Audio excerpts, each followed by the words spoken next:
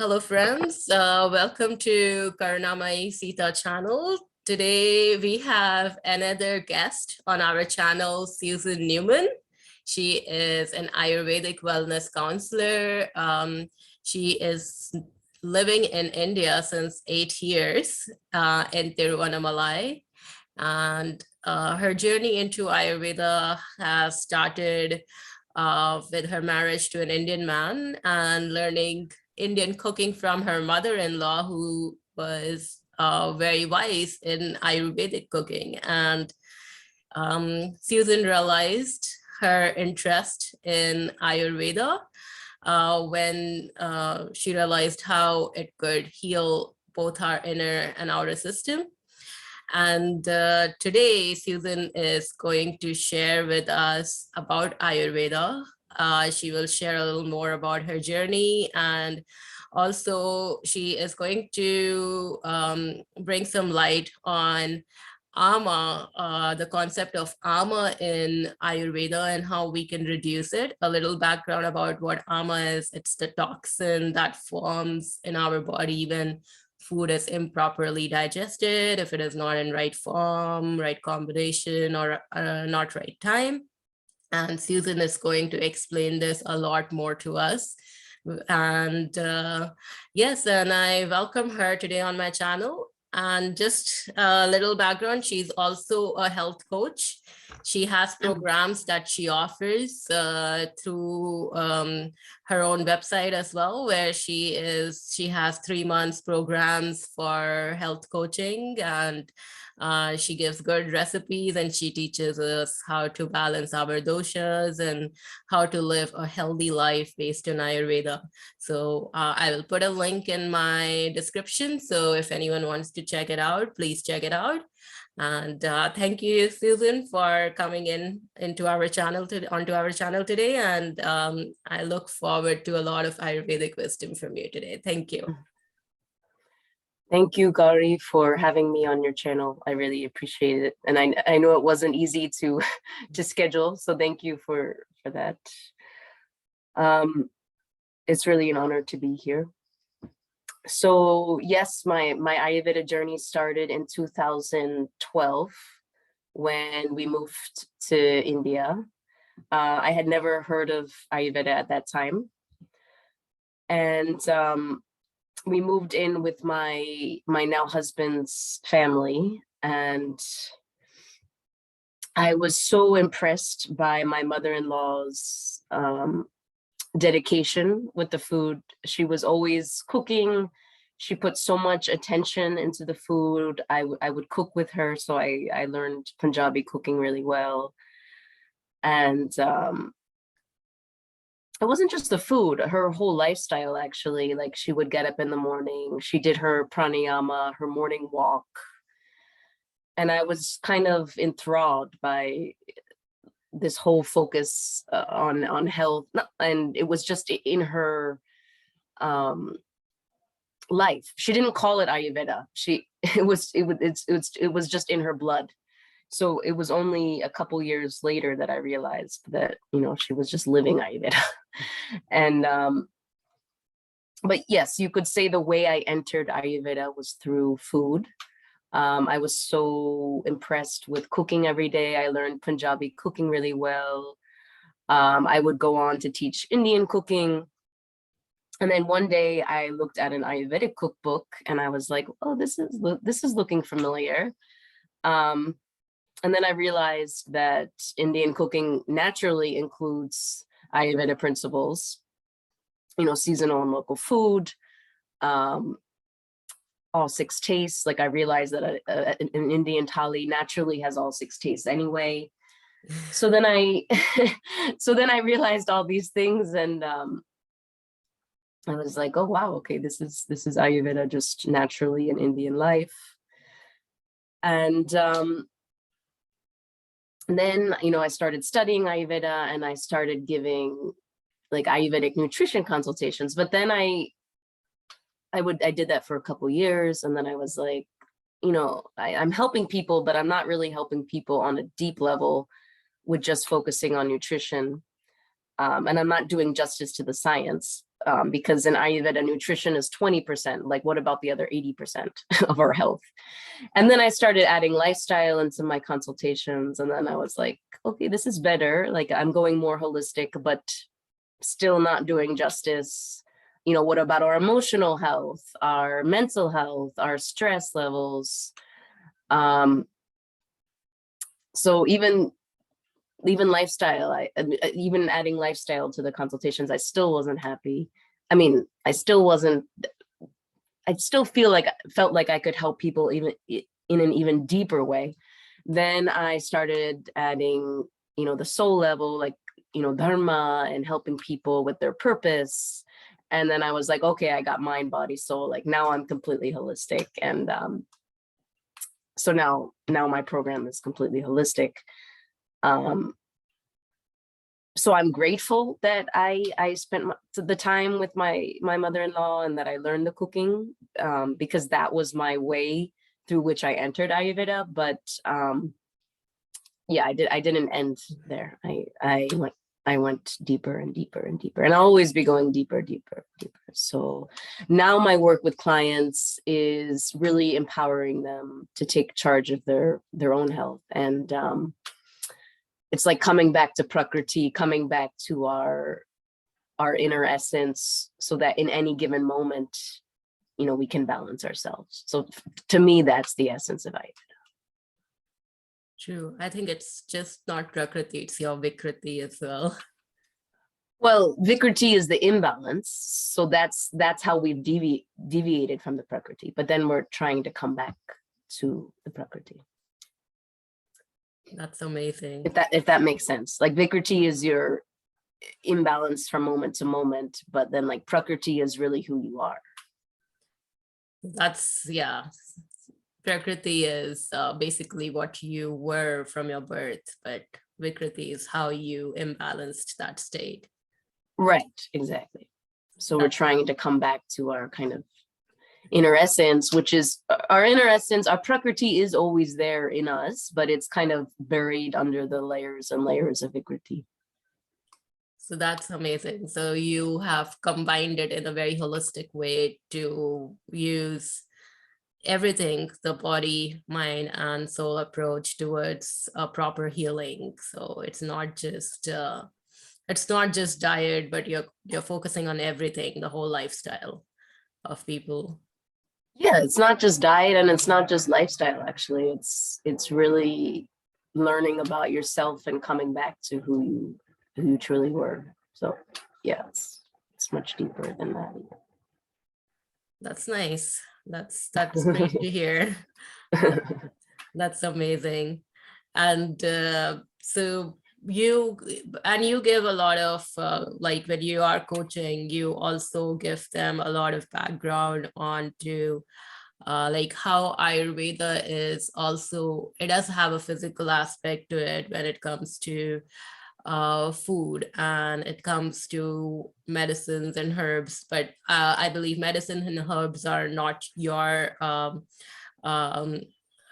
is not your field, but the diet and a balanced way of living along with the spiritual self is where you focus on people. So like, when it comes to the physical level of wellness, where people are falling into the traps of diseases, of course it has a deeper spiritual causation, but also physically people are not making the right choices as well.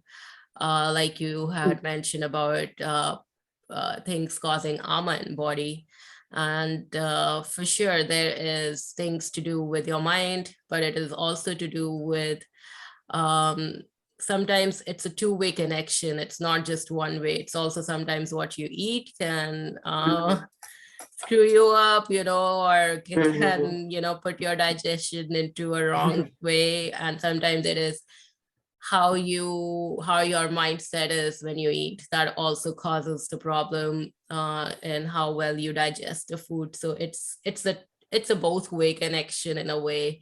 Absolutely. So yes, if you eat junk, you will fall sick. But if you don't have a focused mind or peaceful mind when you're eating, then also you can indigest your food. So I think I read one of your posts about that, which is pretty impressive. So on Facebook. So I would want you to throw some more light on that concept of ama.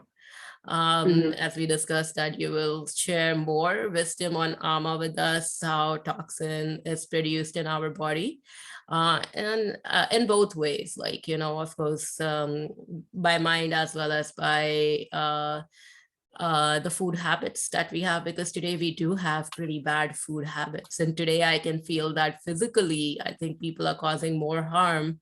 If they can probably get out of that, they can start balancing their, psychological level, if they can balance their life first, because the way it is hectic, and how people are actually eating a lot of time outside and they don't have time to cook, and the choices they are making for their food is creating more problems today, like diabetes in such a young age, which we never heard in our ancestors' time as such.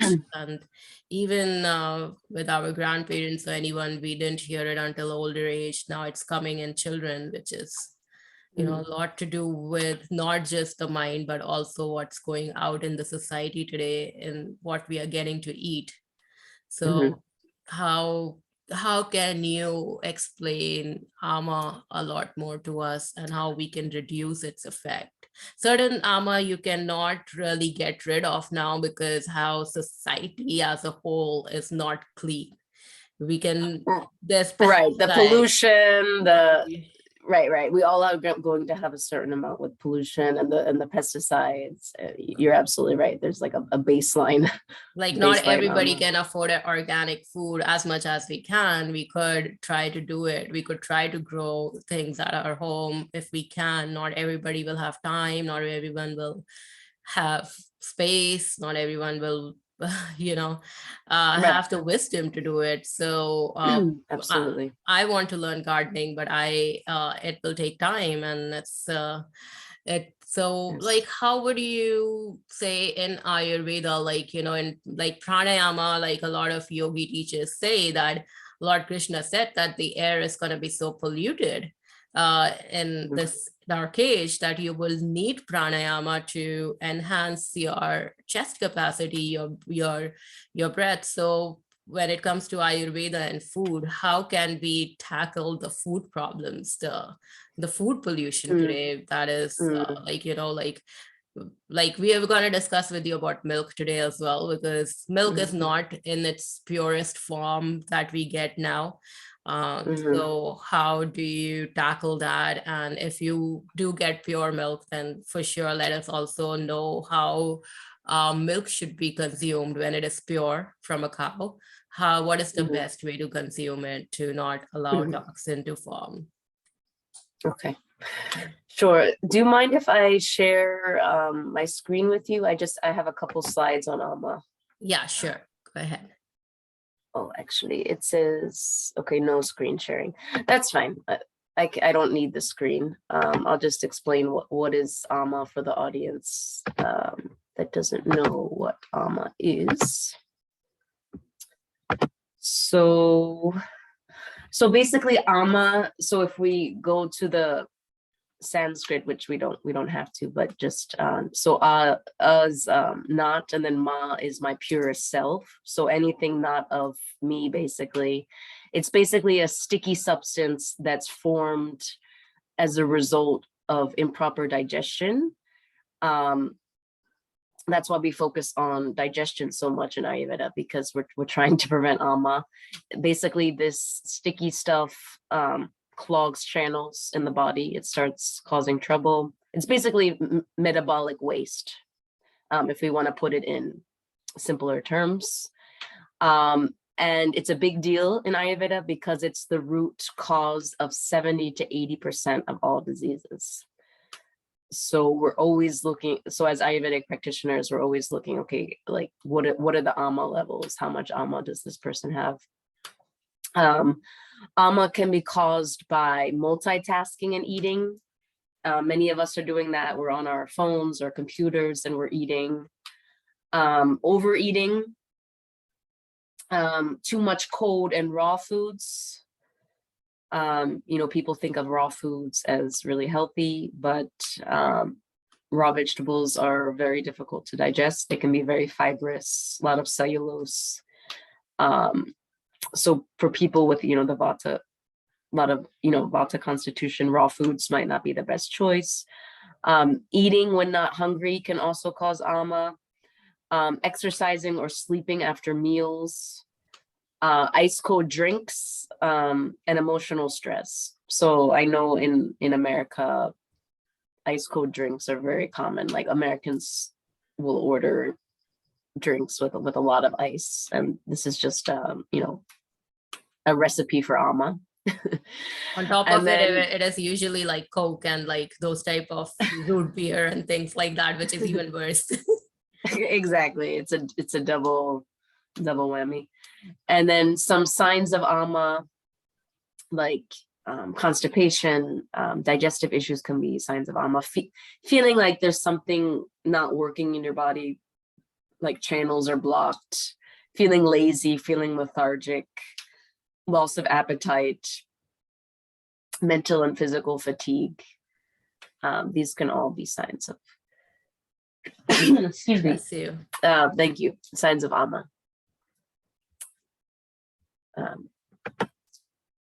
So solutions, yes. What can we do about ama? That's the most important thing. So I want to give you 4 kind of recommendations for the audience.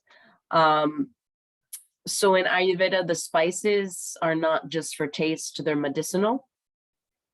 So adding more digestive spices to your food, and you can do this according to your constitution, but ginger, cumin, turmeric, hing, also known as asafoetida, black pepper, and fennel.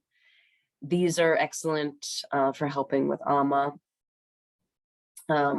Specifically, hing and cumin are great, but all of them.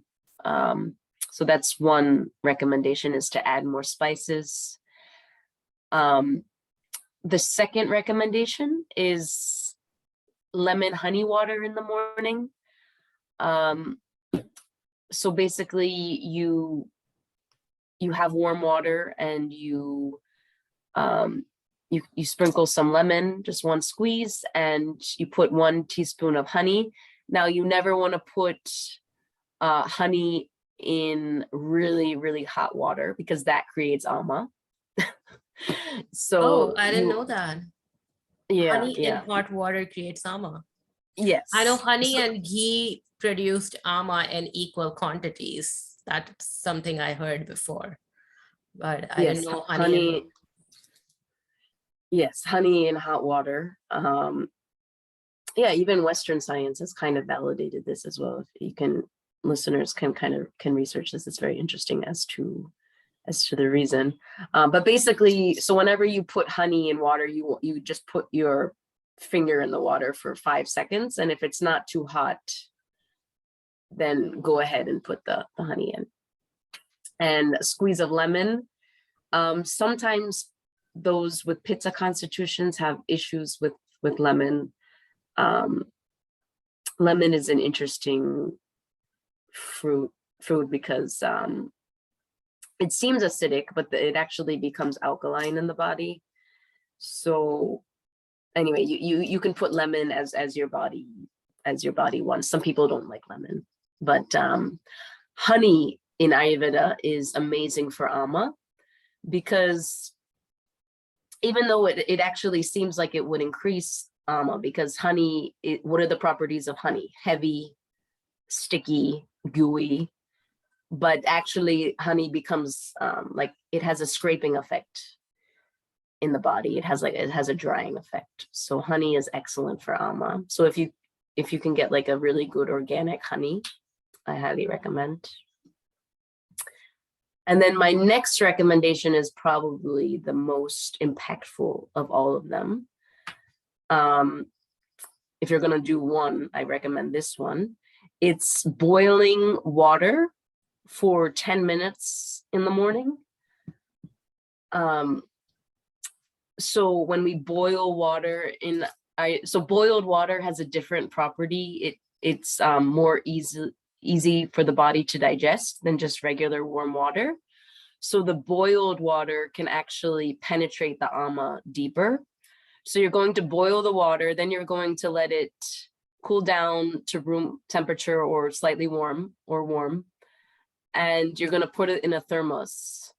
And then throughout the day, you just keep the thermos next to you and you sip 3 or 4 sips every 30 minutes until sundown. And you can do this for 1 or 2 weeks. And many clients notice a huge difference in their energy levels, their digestion, so many things, just with this hot water recommendation. I did that. I noticed it too. It wasn't just hot water for me, but I had some indigestion issues, and some Ayurvedic doctor told me to take cumin, fennel, and coriander seeds and heat it in hot water and have at least 1 liter like in a thermos and then drink it all day.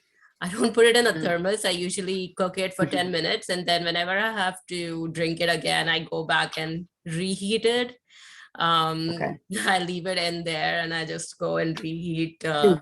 I don't think reheating would create any toxin from the spices, but I just reheat them, and then I drink at least 1 liter of that water daily, and it definitely helped like my digestive issues, my bloating and everything totally reduced with coriander and cumin. They were very powerful.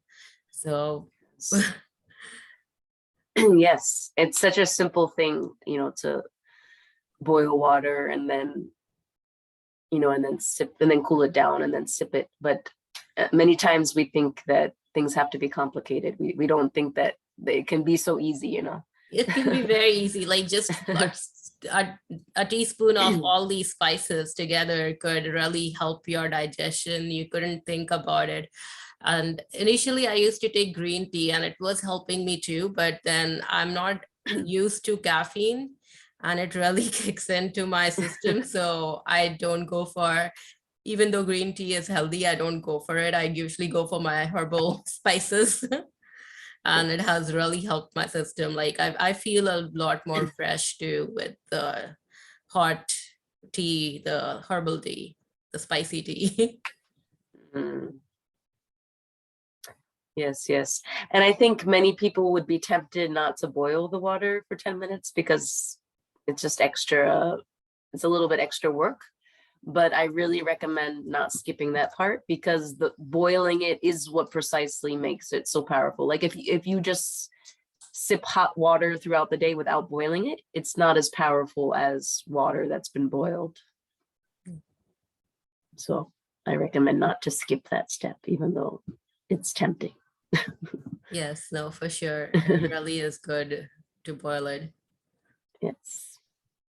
So that's probably my most powerful recommendation for Alma. It can make really, really big difference. And then my next recommendation is ginger. And basically you cut up about 1 inch of ginger into small pieces, and then you put some lemon and rock salt, and you just eat, about 1 inch of ginger before meals. Now, if someone's extremely pitta, they might not want to do this, but for vata and kapha constitutions, they could do I don't know if I would say every meal, but at least 1 meal a day, they could do this. And it helps with ama and it helps with digestion. Ginger. Sliced ginger and rock salt and lemon before meals, just cutting it and putting a squeeze of lemon on the ginger. Okay. Yeah. So you just chew that. You just chew it. Yes. 5 to 10 minutes before a meal. Okay. Yes. Lemon rock salt. I personally, so my body is very pitta, so I don't do this recommendation so much. I don't, ginger doesn't agree so much with me, but many clients have done it and they see a difference. Yes. That's amazing. Yes. Yeah, that's great. I guess you were going to share a little bit about milk also with us. Yes. Okay. Maybe before we get to milk, I just wanted to mention one thing about mindful eating, and not eating mindfully can also contribute to ama. So people theoretically know not to be on their phones and eating, but it can be hard to do in practice. So even just one meal a day, like putting away any media, phone, and just really paying attention to your food, chewing the food properly. So digestion starts in the mouth, right? So making sure you're chewing, eating slowly. I know this can be difficult in our hectic world, but just trying for one meal a day. That can also help with ama. Yes. Yeah. So I wanted to mention that. Yes, so milk. Milk is an interesting subject. It gets a very bad rap in today's wellness world. So from an Ayurvedic perspective, it's highly sattvic. It Produces ojas. yes, you read my mind. I was thinking about ojas, and I was thinking, am I gonna have to explain ojas? But yes, it produces ojas. Ojas is like the finest byproduct of digestion. It helps with immunity, and I don't know, ojas in itself is a big topic, so maybe we won't go into that too much. But yes, milk is big for ojas, and it's highly sattvic. However, it can be extremely ama producing if we don't take it in the correct way. So cold milk just out of the fridge is a big no-no in Ayurveda. It's extremely kapha producing, it's heavy, it's cold, very, very difficult to digest just out of the fridge. So Ayurveda says that we should boil the milk, ideally on a slow boil for 5 to 10 minutes. Boiling it makes it more easily digestible. You can put a pinch of, sorry.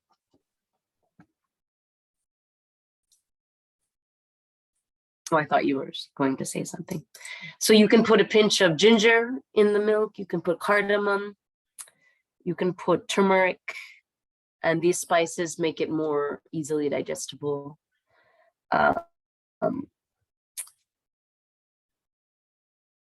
So boiling the milk. And what else did I want to say about milk? Oh, food combining. So ideally, milk should be taken away from meals, 1 to 2 hours. It can be combined with sweet taste like grains. But to be safe, milk should be taken away from other foods. What else did I want to say besides boiling it and food combining? I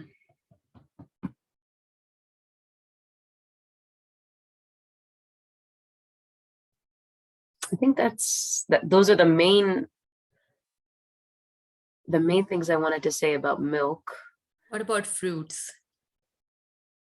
Fruits, yeah. So fruits should also be taken away from meals 1 hour, and dairy and fruits is also no in Ayurveda to come, like, so like you see like mango lassis and like fruit milkshakes. These are all just ama producing Yes, foods. I mean, often it's heard. okay, obviously once in a while, but yeah, fruit and dairy together is also a bad combination. Especially like Fruit, banana and milk. I have heard many times that they're both kapha, and plus is the concept of Ayurveda is going to create imbalance. exactly. Yes, it's true. Banana and milk is even worse. So like fruit and dairy is bad in general, but banana is and milk is one of the worst ones. Yes, that's true. Because today, if we see like certain eating habits, and if we say that, oh, India had a culture of butter and, ghee and all of that. Ghee we don't use in excess on any food, but like, butter and stuff, if you are adding like tons of butter on top of your sabji or your dishes, like if we want to eat butter, then we should do it like Lord Krishna. Like I always say that, because you're like, okay, Lord Krishna ate butter and we never see anything else in his hand except butter.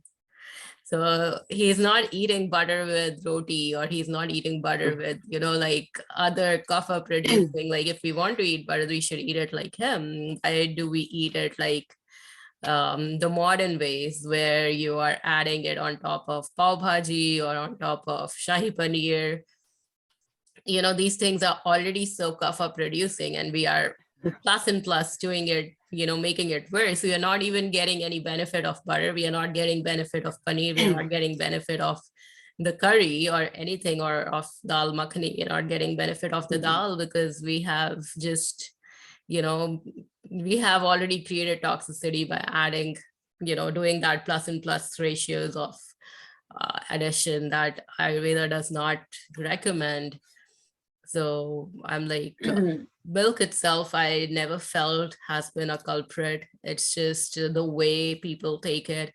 I'm sure anything can form ama, like even lentils, legumes. Yes. Anything can form ama, like anything, especially if we're stressed while we're eating and we're in a bad mood or we're upset, we're not going to digest it properly, right? Because we're in a sympathetic response. We're not in a relaxed state, and then we don't digest the food properly.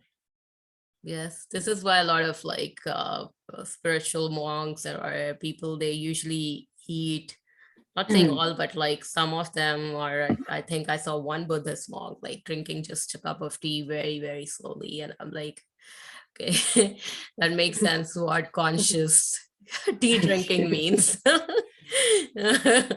Yes, very true. So, like, like so slow, but it makes sense that, like why eating slowly is a way of consciously eating something. Very true. Very true.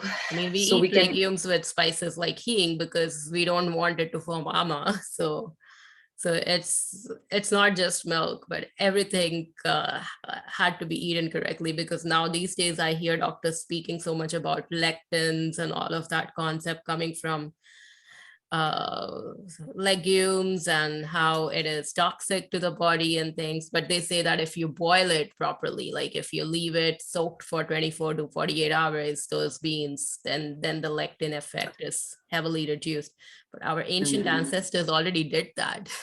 They didn't even eat that much beans. They focused mostly on lentils, and that also very well cooked, like, soaked overnight for 2 nights or something, and then they will cook it, because there was no pressure cooker, there was no fridge, there was no fridge milk. Very true.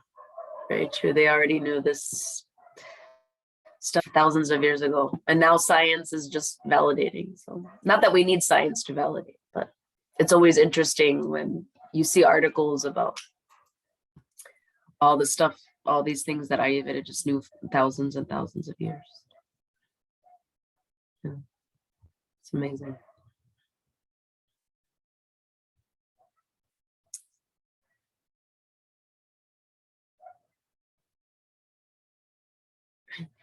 Any other questions about milk? I think like milk, if you have anything else you could share about the AMA reducing ways of different dairy products that we use in as per Ayurveda, such as buttermilk, curd, or like paneer. I don't think it is a part of Ayurvedic text, so I don't know if there'll be any wisdom that would come from Ayurvedic text. But when it comes to curd and like buttermilk and ghee, these are Ayurvedic purely because they are mentioned. So if you could give some background on any of these, how to use them appropriately. So sure. So curd, the properties of curd are very heavy,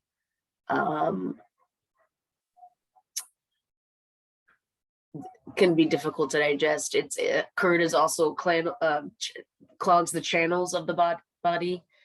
So you see some Westerners like eating like tubs of yogurt. But then you look at the way Indians have it in their thali, it's just a very small amount. So again, the balance of the tubs and the the small katori of curd. So basically curd should not be eaten at night because it is channel clogging. So it's fine at lunchtime. Buttermilk is probably the best. It's very light to digest. It doesn't have the heavy property of milk and curd. Buttermilk is excellent for people with like IBS or digestive issues to have after a meal. So buttermilk is basically, I mean, this is a bit oversimplified, but it's basically yogurt and water churned, blended. It's more complicated than that, but I don't know if we need to get into the also the foam is taken out. It's a bit of a process to make buttermilk, but yeah, the point is that it's very light. Buttermilk is very light and easy to digest. So curd should be avoided most of the time. Very, very little, like how Indian people have it in their little thali or during lunch, or maybe very insignificant amount. Or is there, like, I think I read somewhere in Ayurvedic text that Charakacharya said that yogurt or curd was only meant to be consumed in winters.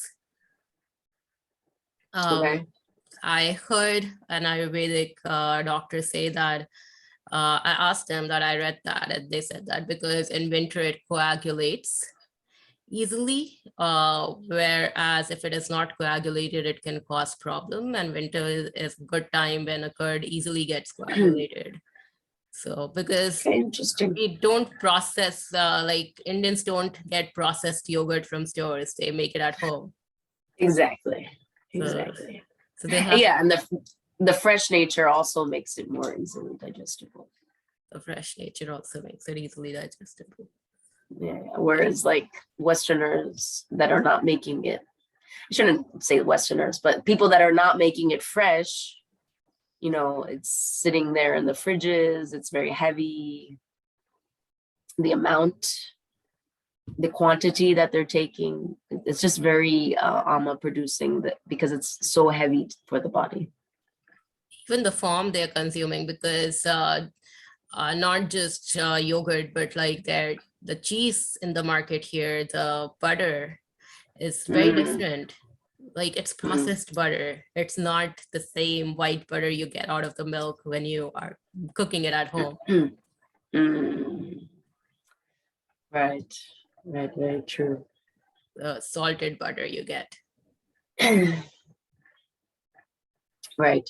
So it can be a challenge for people in the West. They're still wanting to live Ayurvedically, but then they don't want to spend so much time cooking, but then how to get the proper, ingredients. I guess we can adjust and eat a little less of those things, and right, exactly. exactly. There are ways. I'm just saying it can be more challenging. But For of me, I use course, nothing except ghee and milk from dairy in my diet. That's it. I okay. totally stopped cheese and butter because I'm not getting anything processed Great. now. Because we don't know, because I read somewhere that cheese is no longer vegetarian either. They use something called as rennet from the intestines of the cow to make cheese. Wow. So it's actually not strictly vegetarian. So when I was reading that, I was quite amazed and shocked. And so I cannot even include the processed cheese as a vegetarian food now. Wow. This Not surprised. Not surprised at all. Amazing. is why I say that, like the best vegetarian food is cooked at home. Right. Very true. Very true. Where we know what's exactly in everything and we know what we're putting in the food. Is there any list of the least armor producing vegetarian foods that you could tell us? List of the least AMA producing vegetarian foods. That's an interesting question. I mean, you can't really go wrong with seasonal and local food. Going to your local farmer's market. Ayurveda says nature gives us what we need where we are.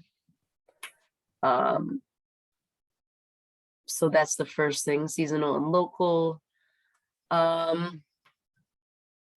Least AMA producing. Okay, moong dal, yellow moong dal. Easy to digest of all the lentils. So it's the green dal without the skin. And it's tridoshic, so it's good for all the doshas.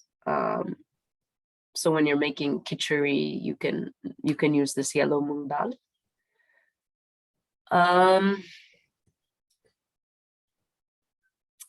I don't know, it's difficult to give lists like this. But basically you can't go wrong with seasonal and local.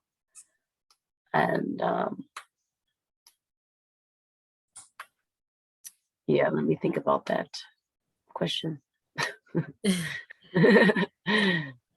No, I think like what you said makes sense. Seasonal and local is the best solution for sure. Like going to one's own farmer's market is going to be great. I don't do that too, but I should.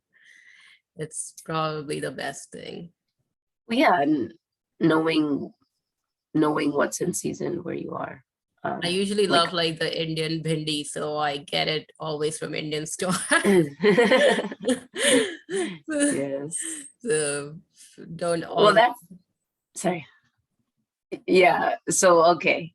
So it's not seasonal, but that's another interesting conversation too, because Ayurveda acknowledges like also what is the ancestral food. So like that's what you're used to, so that's in your family lineage, so that might be better for you than other foods. Or like I'm half Italian, so pasta is obviously not so healthy, but like okay, it's in my lineage, so that's what my family. I'm not saying that I should eat pasta, but we have to take the family lineage into account too, is what I'm saying. Your body would probably be a lot more used to pasta than your husband's.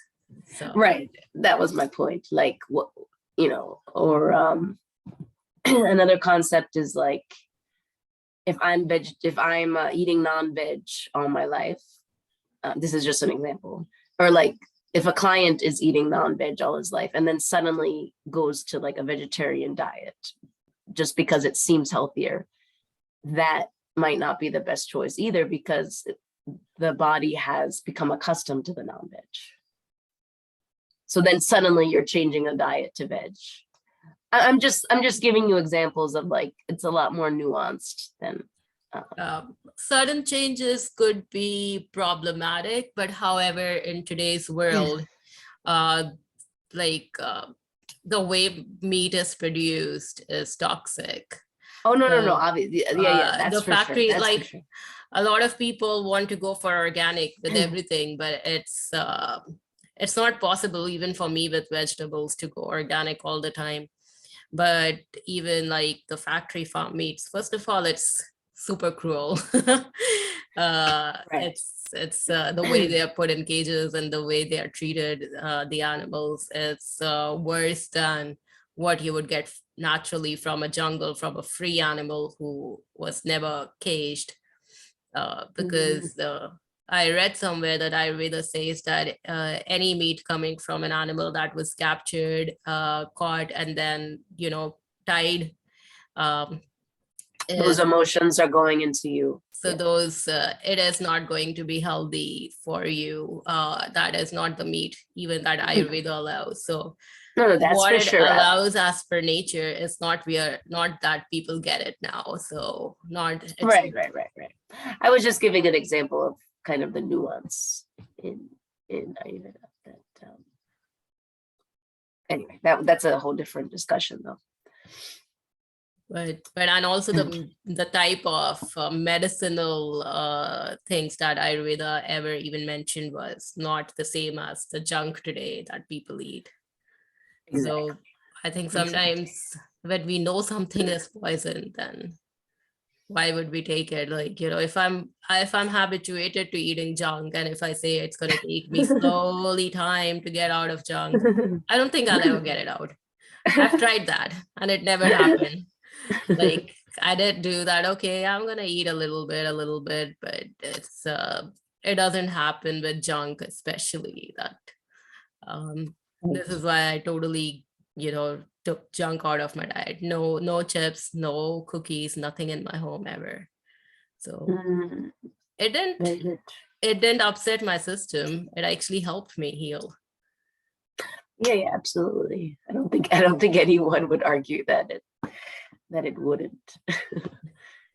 Yeah. That is what my body was used to before. Right. Like I was telling, I used to, sorry, I'll just one thing. I used to eat like a box of Baskin Robbins ice cream in a whole week. In 1 week, it will be gone. And this is how much I used to love ice cream. And so there was so much junk in my diet. I also say that I never ate so much paneer in India. I never ate so much pizza in India as much as I ate when I came here. I ate way more cheese. And now I know that cheese is not vegetarian. Like when I was reading it yesterday, I was shocked that it's not strictly vegetarian food. And I was dwelling on that type of food. So taking it out completely now, knowing there's a bigger reason, not just health, but the fact that it's not vegetarian, plus it's harming the cows. I totally refrain, and it didn't upset my system at all. I found better ways, like, cooking, learning how to cook. And I feel that this is what is lacking, which people like you can really help guide others through healthy, tasty cooking, which could, help them come out of addictions, like me, who was addicted to an unhealthy lifestyle before. There's still a lot more to do in my journey, but still I think people lack the coaching also. Yeah, that's the power of coaching, because, well, there are many powers of coaching, but like helping people change habits, like, if they're into unhealthy habits, looking at why they're doing it, and what can we do instead, and substituting habits. And so that's a huge benefit of a coach, is to really support the person and hold them accountable to what they want to, what their goals are, and get them, and also like spread the awareness, like a lot of vegetarian people who are eating cheese, to raise their awareness, to tell them it's not vegetarian anymore. Plus it's not good for the cows the way the industry is. And I think a lot of that awareness itself creates because like you said, it's so important to focus on your breath and eat with a conscious mindset. The same way it is important to have that sort of awareness too, that whatever we are eating is someone's emotions or someone's like maybe a half share of their milk that they didn't get it, and we are having so much cheese that also is not vegetarian anymore. So like I think creating that awareness in people can also, it helped me tremendously to let go completely of cookies and of like chocolates and all, like an ice cream, because I know that this indulgence is causing pain to another living being. So that's also, I feel, is equally important to raise awareness. Yes, absolutely. Yeah, there are many powerful benefits to coaching, for sure. Yes, I hope that people are going to learn a lot more from you through your coaching, from your course. And maybe if just at the end, if you want to share just a little bit about your coaching that you're doing and what your program is like, then that would be great for the listeners. Sure, I would love to. So basically, I have a 3-month coaching program. 3 months I found is the perfect amount of time to work with someone, to really help them integrate Ayurveda into their life. I did the one-off sessions, but I found that for people to really transform, they need at least 3 months. And I'm their kind of guide on their journey. So the first month we focus on the body, the correct nutrition for their body type. We focus on ama and how to reduce ama. We also go into how to read the body, like how to read the tongue, how to read your urine, and basically to learn, what is the body telling you, how is the body communicating with us, so you can become your own healer. So that's the first month, is the body. Second month is the mind. So we look at our relationship with ourself. How are we talking to ourselves? This is a big part of health. Are we treating ourselves in a kind way? And then we focus on our relationships with others. Many people are in toxic relationships or toxic family members, and this is also a big part of health. So second month is the mind. We also look at reducing rajas in the mind and increasing sattva. So that's the second month. And then the third month is dharma and helping people find their purpose. And we also look at the gunas. There are 20 gunas, 20 qualities, and how we can balance ourselves in any moment with the gunas. The gunas of the herbs and food, you mean the Gurvadi gunas, or? They're Gurvadi gunas. Gunas, it's not just herbs and food, it's in anything in our life. Like Guru, Guna, exactly, heavy, light, cold, Ushna. Yeah, okay, exactly. Okay, so we look at those, and I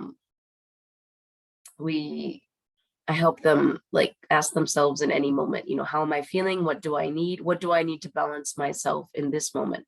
Because for me, the whole essence of Ayurveda is we're our own healer, right? So in any moment, what quality can I bring in to balance myself in any moment? So I'm really teaching people how to take charge of their own health at any time.